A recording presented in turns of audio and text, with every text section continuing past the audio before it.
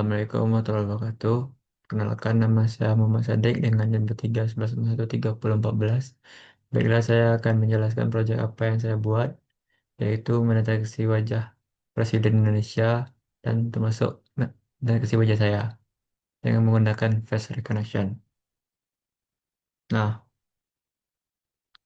pada tahap awal ini dilakukan instalasi library face recognition dan OpenCV. Library face recognition digunakan untuk proses pengenalan wajah, sedangkan OpenCV digunakan untuk pengolahan citra digital seperti membaca gambar, deteksi wajah, dan melampirkan hasil pengenalan. Nah, setelah semuanya selesai, kita install. Nah, kita mengupload datasheetnya. Setiap satu orang, dan saya menggunakan datasheetnya itu, setiap satu orang berisi 3 foto. Maka totalnya itu 27 datasheet. Nah,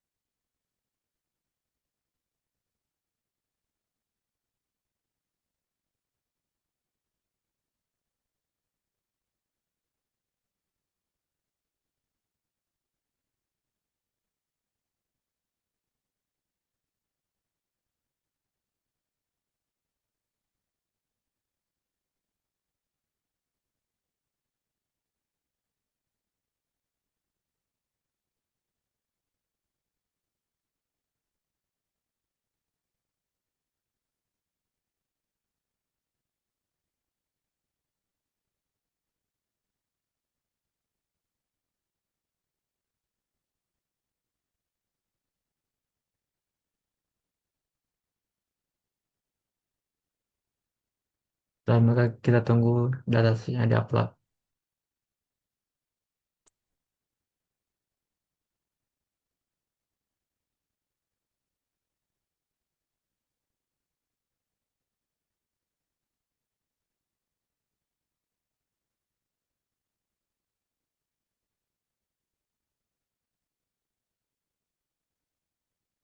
Nah, setelah datasheet yang berisi foto presiden dan foto saya diunggah ke Google Colab dalam bentuk format zip. Setelah itu dataset diekstrak sehingga seluruh gambar dapat diakses oleh program. Seluruh dataset dibuat berdasarkan nama masing-masing orang sehingga sistem dapat mengetahui identitas dari setiap gambar yang diproses. Nah, maka ini memastikan datasetnya apakah benar apa enggak, apakah itu namanya apa enggak. Nah, terus setelah melakukan masukkan datasetnya, maka kita akan memulai proses trainingnya pada dataset wajah. Nah, di sini kita lihat ini adalah proses folder Megawati berhasil, SBY berhasil, Jokowi berhasil, JW berhasil, Soekarno berhasil. Soekarno dilewatkan.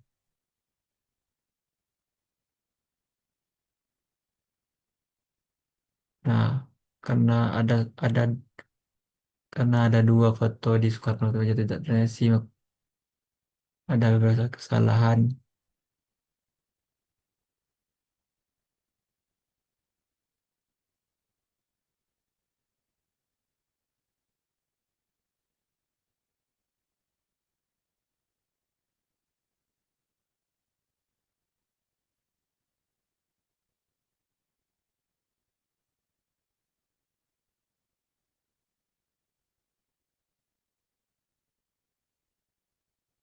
Nah, setelah program baca sudah program datasheet, maka setelah gambar kemudian diubah menjadi face encoding. Face encoding merupakan realistic text. Nah, setelah itu kita melakukan,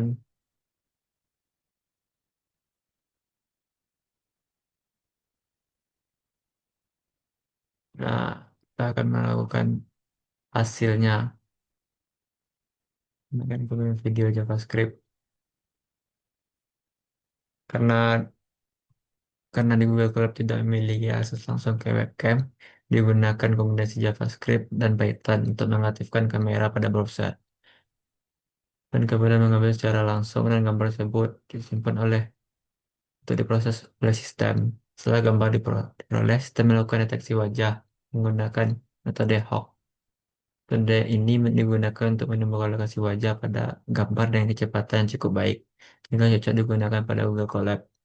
Wajah yang berhasil ditemukan kemudian diinteraksi fitur-fiturnya menggunakan face recognition, hasil iterasi berupa face encoding yang memiliki karakteristik unik untuk setiap individu. Nah, nanti encodingnya itu inilah yang nantinya dibandingkan oleh encoding yang terdapat pada datasheet. Sistem membandingkan encoding wajah yang baru diambil dengan seluruh encoding yang tersimpan dalam database. Apabila tidak kemiripan memenuhi batas yang ditentukan, maka sistem akan menampilkan data seorang tersebut, misalnya nama Presiden Indonesia atau nama saya sendiri. Jika tidak ditemukan kecocokan, maka sistem akan membuat unknown, none. Nah, hasil pengenalan ditampilkan pada gambar dengan memberikan kotak pembatas di sekitar wajah dan menampilkan nama hasil dan identifikasi di atasnya. Nah, dengan demikian, saya akan melakukan video demonya.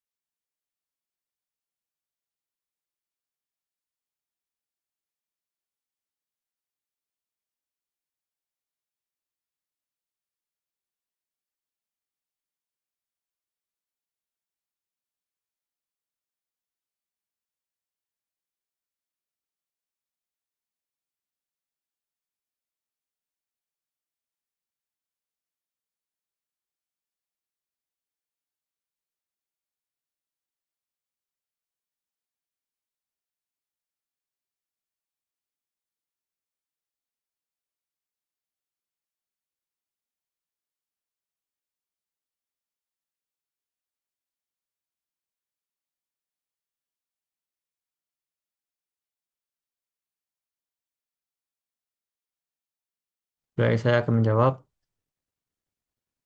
contoh hasil berhasil dan gagalnya itu alasannya tuh yang pertama, nah, nah yang ini adalah yang berhasil, yang tidak berhasil. Yang berhasil ini sistem sukses mengenali wajah saat posisi wajah tegak lurus menatap kamera dengan pencahayaan terang karena titik facial landmark itu atau mata, hidung, mulut terbaca sempurna oleh algoritma penilaian.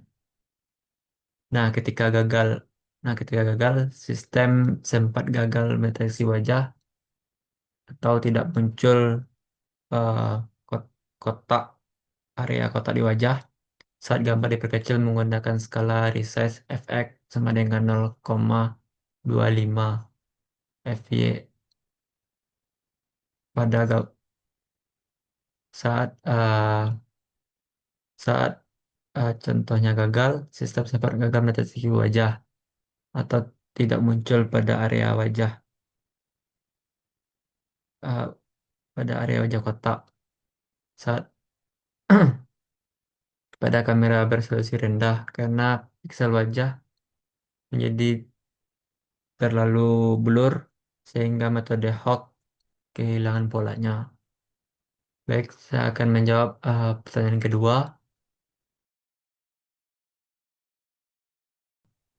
Bagian kode paling penting itu menurut saya adalah face recognition, face encoding.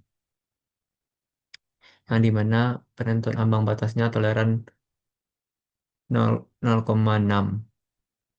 Nah, inputnya berupa gambar, merupakan gambar matriks pixel wajah. Outputnya adalah array numerik 128 dimensi. Ukurannya sangat eh, penting karena baris inilah yang menjadi fondasi utama dalam membandingkan ciri fisik antara satu manusia dengan manusia lainnya. Saya akan menjawab soal nomor 3, kesulitan teknis terbesar apa dan gimana cara mengatasinya. Kesulitan menurut saya adalah masalah sinkronisasi penyimpanan runtime di Google Colab yang sempat eh, atau nge-freeze akibat koneksi internet tidak stabil serta error interupsi eksekusi kamera. Pengaruh dan cara mengatasinya tuh masalah ini sempat menyebabkan memori variabel data latih terhapus secara acak. Cara mengatasinya adalah melakukan pembersihan total, mengoptimalkan ukuran gambar saat proses training, serta menghentikan program menggunakan input tombol view serta secara natural alih-alih mengeklik tombol stop paksa. Nah, saya menjawab yang soal nomor 4, kelemahan terbesar apa sistem saat ini? Kelemahan sistem saat ini yaitu sistem masih sangat bergantung pada kualitas pencahayaan, cahaya lingkungan, dan sudut kemiringan wajah. Jika ruangan gelap atau wajah terlalu menoleh ke kiri ke kanan, akurasi prediksi menurun drastis dan berpotensi memberikan label unknown, unknown atau tidak dikenal atau nggak ada label di wajah kita. Dampaknya nilainya akan negatif pada grafik convection matrix tersebut. Nah, pada grafik convection matrix tersebut. Baik saya ke nomor 5, hal terpenting yang baru dipahami sekarang.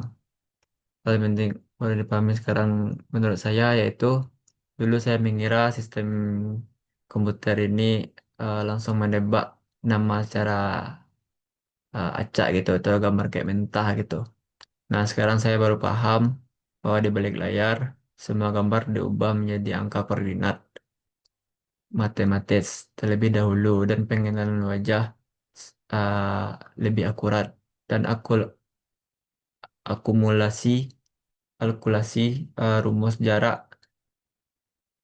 terdekat antara dua faktor matematika dalam ruang multidimensi. Uh, Hal tersebut secara kerja variabel pada uh, codingan face encoding tersebut pada proyek ini. Ini pada codingan face recognition tersebut. Nah, sekian dari saya. Apabila ada salah mohon dimaafkan. Wabillahi taufiq wal hidayah. Wassalamualaikum warahmatullahi wabarakatuh.